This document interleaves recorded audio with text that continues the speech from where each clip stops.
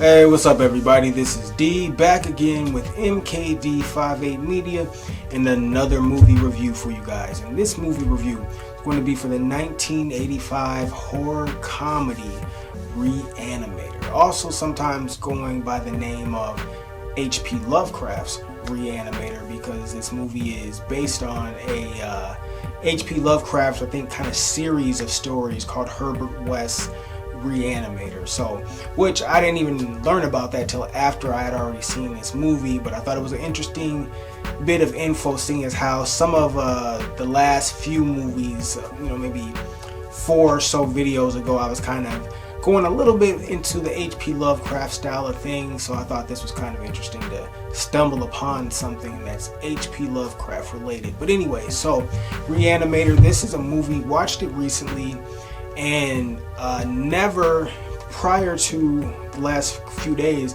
never really had an idea to give this movie a watch. Never really caught my attention like that. Had heard about it in passing various times, but always just kind of brushed it off, never really paid any attention to it.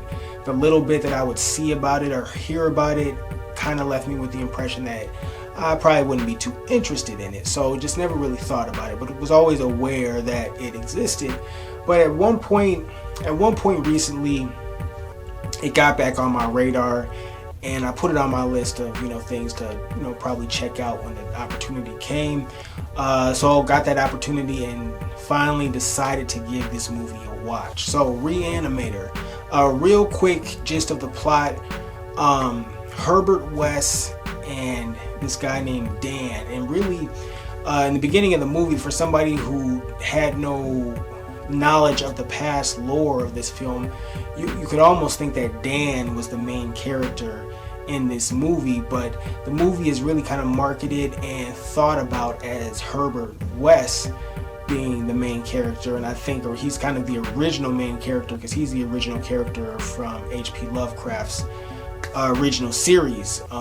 That's my understanding of it. I mean, if I'm wrong, please correct me on that. But so anyways, the story: Herbert West and Dan are roommates and associates, and they're both in medical school. Dan, though, is a student who has access to the mortuary, to this morgue where a lot of dead bodies are kept. And Herbert West he's this real kind of weird dude, creepy dude, and he's been doing experiments for a while, trying to reanimate the dead and bring them back to life. And he wants to use this access to the mortuary that Dan has to try to run some more experiments and try to bring the dead back to life and make that crazy scientific discovery of sorts. And they are eventually able to do this, and of course shenanigans and zaniness ensues. And I'll just leave it there. But there's a rival doctor who's kind of creepy and on the evil side of things, who's kind of a villain for our 2 protagonists in this film, and things like that. So there's a few kind of obstacles in this film, but I'll leave it there. This movie is a very violent movie, very gory, very just grisly images, dark, grim images, but it's not a scary movie.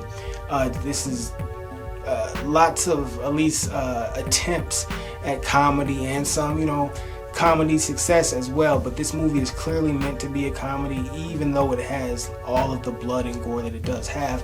But along with that, there are some disturbing images and moments in this movie. There's a moment in this movie that could probably disturb quite a few, especially in the day and age that we live now, if you watch this movie, just in terms of treating people's bodies with respect and things like that, in personal space and all that type of stuff. I won't go into details, but there's some moments in this that are kind of that are uncomfortable, I'll just put it like that. But this movie is, even those moments that are uncomfortable, to put it kind of lightly, they are effective, and they do kind of add to the story, and they kind of add to the issue. They add to the tension of what's going on. They add to the drama of what's going on, the feelings of peril and things like that, the suspense, and the villainy and the evil and all those type of things. So sometimes you got people doing really bad things. It makes for a way to emphasize the evil of the person that's doing them, or the thing that's doing them. So yeah, there's that. So anyways, what else did I want to say? Practical effects. The very strong point of this movie is the practical effects. This movie really makes me think about like The Thing and Hellraiser and things like that, but more specifically The Thing, just because that's what The Thing is really famous, at least for me. That's what I really kind of think about when I think about John Carpenter's The Thing. It's just how effective and just crazy and zany the practical effects were. This movie kind of has a similar effect, obviously not as strong, but has a very similar effect. It really makes me think about John Carpenter's The Thing when I watch this film. Just lots of crazy sequences and visuals, images, the body walking around with its own head, and all of those type of things. Some really great execution of shots and sequences, practical effects wise, in this film. So I really appreciated that.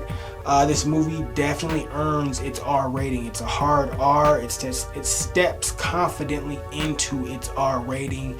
It really goes there. It commits to what it's trying to do. Like I said, there's some uncomfortable stuff in this, depending on how you feel and what your sensibilities are and things like that. But there's definitely some dark things in this. But like I said, they have comedy elements in this movie. It is a horror comedy. But I do appreciate the movie kind of just going for it. And I think somehow it pulls it off. Somehow it stumbles into, I shouldn't even say stumble, but I didn't expect to kind of really be able to appreciate this movie the way I ended up actually appreciating it. So I wouldn't say this is one of my favorite movies or anything like that, but I did find this movie very interesting. I would definitely recommend it to a horror fan, for sure to a horror comedy fan, and definitely to anybody who's like a body horror fan, who's into blood and gore and things like that. Like I said, if you really liked what you saw visually in The Thing, or if you really liked what you saw visually in Hellraiser, stuff like that, you'd be able to appreciate some of the stuff that's going on in this movie. I also think that if you could appreciate An American Werewolf in London, Re-Animator is a movie you could get something out of. You'd be able to appreciate the kind of the vibe and the sensibilities of Re-Animator.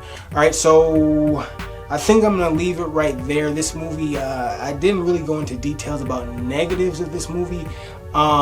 There wasn't a lot. The only real standout negative for me was there's a moment in this movie where there's a cat, and the cat is just incredibly fake looking, but so fake looking to the point where I think they had to have done it intentionally, like a comedy type thing, to just have this incredibly fake looking cat. But if not, if they thought that was supposed to look real, or we were supposed to actually buy into that, like, that was kind of like, oh, that's disappointing. But it happens. The Thing, John Carpenter's The Thing, had a moment in it where they use a dummy, and the dummy looks obviously blatantly and pathetically fake, and they left it in there. So even with the classic films, that type of stuff can happen. But that's the only standout kind of faulty thing about this movie that I will point out, because I'm not super offended by the violence in it. Some folks that are really offended by the blood, the guts, the gore, and the grisly stuff, and some of the kind of dark, kind of sexual things that might happen in this movie, those are going to be big issues for some folks. Even though this is an old movie, it still kind of goes there to a further degree than even a lot of modern day movies go in terms of what you see. So that's it. 7 out of 10 for Re-Animator. I do recommend it, like I said, if you're into the stuff that I listed off. Alright, so thank you guys for watching. I will catch you on the next go round.